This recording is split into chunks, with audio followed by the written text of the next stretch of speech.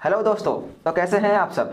पहले दो वीडियो में हमने बात की थी अर्थ के बारे में एंड अर्थ की इंटीरियर के बारे में, लेकिन आज हम बात करने वाले हैं अर्थ की जो चेंज के बारे में।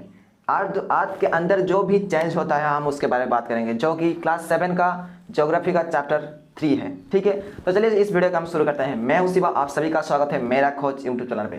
पहले हम आवर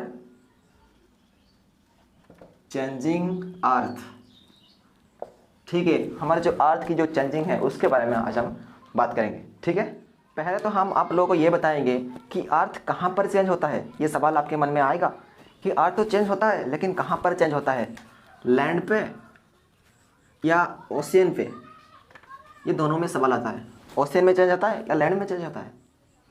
यही इसका आंसर है, लैंड में चेंज होता है। लैंड का मतलब लिथोस्फीयर, आप सभी जानते होंगे लैंड, लिथोस्फीयर। लेकिन ये जो लिथोस्फीयर है ये टूट के क्या हो जाता है, प्लेट्स हो जाते हैं। ऐसे कुछ नंबर्स ऑफ प्लेट्स हो जाते हैं। इसी प्लेट्स को हम क्या बोलते हैं, लिथोस्फीयर प्लेट्स। ठीक है, इस प्लेट्स को हम क्या बोलते हैं, लिथोस्फीयर प्लेट्स। ठीक है, तो ये जो प्लेट्स है ये अर्थ के अंदर मूविंग करते रहते हैं, स्लोली मूविंग करते रहते हैं। मतलब साल में 1 ईयर में समथिंग मिली सेंटीमीटर। ठीक है, एक साल में कुछ मिली सेंटीमीटर ये स्लोली मूव करता है। ठीक है, ये इतना स्लोली मूव करता है। ठीक है, ये जो अर्थ की जो मोमेंट्स है इसको हम 2 टाइप्स में डिवाइड करते हैं। ठीक है, फर्स्ट जो है वो है अर्थ्स मूवमेंट्स। ठीक है, इसको हम 2 टाइप्स में डिवाइड करते हैं। फर्स्ट जो है एंडोजेनिक फोर्स एंड सेकंड जो है एक्सोजेनिक फोर्स। ठीक है, तो ये अर्थ की जो मोमेंट है ये 2 टाइप्स में डिवाइड होता है। ठीक है, तो एंडोजेनिक फोर्स का मतलब क्या है, अर्थ की अंदर में जो भी मूवमेंट होती है उसको हम एंडोजेनिक फोर्स बोलते हैं। और एक्सोजेनिक फोर्स क्या होता है, अर्थ की ऊपरी तरफ जो भी फोर्सेस काम करती है, मतलब मूवमेंट्स होती हैं, उसे हम एक्सोजेनिक फोर्स कहते हैं। ठीक है, अभी क्या आता है, एंडोजेनिक फोर्स को हम 2 टाइप्स में डिवाइड करते हैं। फर्स्ट क्या आता है, सडन फोर्स एंड दूसरा वाला जो है वो डायस्ट्रोफिक फोर्स। ठीक है, ये सडन फोर्स और डायस्ट्रोफिक फोर्स का मतलब क्या है, सडन फोर्स का मतलब जो सडनली हो जाता है, मतलब जैसे कि अर्थक्वेक, भूकंप, और जैसे कि कोई सुनामी।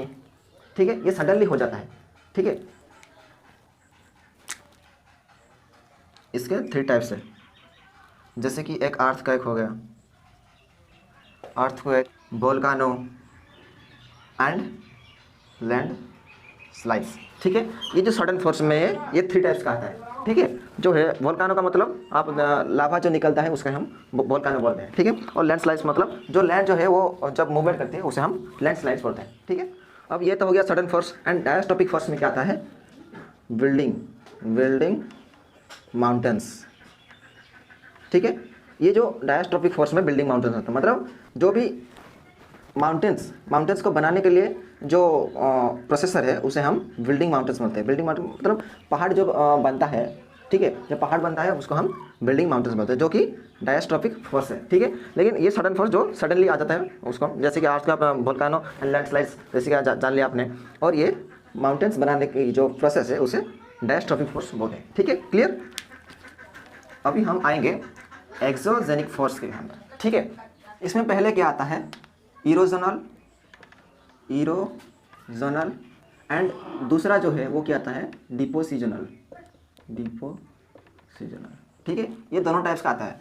इरोजन एंड डिपोसिजन का मतलब मैंने आप लोगों को प्रीवियस वीडियो में पढ़ाया था। इरोजन का मतलब क्या है, मान लीजिए ये एक लैंड है, इसमें थोड़ा मिट्टियाँ हैं, तो मान लीजिए यहीं से जो पवन ये बह रही है तो इस मिट्टी को वो लाकर यहीं पर डाल देगा। ठीक है, यहाँ गड्ढा है तो इस मिट्टी को वो लाकर यहीं पर डाल देगा, तो उसी प्रोसेस को क्या बोलते हैं हम, इरोजन। यहाँ पर खाली हो जाएगा ना, तो इससे मिट्टी आ जाएगा तो यहाँ पर खाली हो जाएगा, तो इसे हम क्या बोलते हैं, डिपोजिशन, खाली जगह हो जाएगा। एंड ये इरोजन हो गया। एंड डिपोजिशन क्या है, उसी मिट्टी को जो यहाँ लाकर यहाँ फुल कर देगा तो ये पैक हो जाएगा, ये जो लैंड है ये इक्वल हो जाएगा, तो ये क्या हो गया, डिपोजिशन। ठीक है, इसका मतलब इरोजन का मतलब खाली हो जाना एंड डिपोजिशन का मतलब फुल हो जाना। ठीक है, ये आप दोनों आप समझ गए। तो ये कैसे होता है, ये दोनों कैसे होते हैं। फर्स्ट जो आता है वो विंड से होता है, ये मान लीजिए रेन से होता है। ठीक है, रिवर, ऐसे ही कुछ एक्सेट्रा इसके वजह से ये सब इरोजन एंड डिपोजिशन होता है। ठीक है, आई होप कि आप ये सब आप बहुत अच्छी तरह समझ गए होंगे। अब हम पढ़ाएंगे वोल्केनो क्या है। ठीक है, तो मान लीजिए कि ये एक माउंटेन है। ठीक है, तो ये एक माउंटेन है, इसमें कुछ लेयर्स हैं। ठीक है, ये जो लेयर्स है इसे हम क्या बोलते हैं, क्रस्ट। ठीक है, इसी लेयर को हम क्रस्ट बोलते हैं। ठीक है, एंड ये जो लेयर है इसी लेयर को हम क्या बोलते हैं, मेंटल। ठीक है, ये मेंटल लेयर है, ये है क्रस्ट लेयर, ये है माउंटेन। ठीक है, तो ये वोल्केनो। ठीक है, यहाँ पर क्या है, माग्मा है। ठीक है, यहाँ पर जो है, यहाँ पर माग्मा है। ठीक है, यहाँ पर माग्मा है,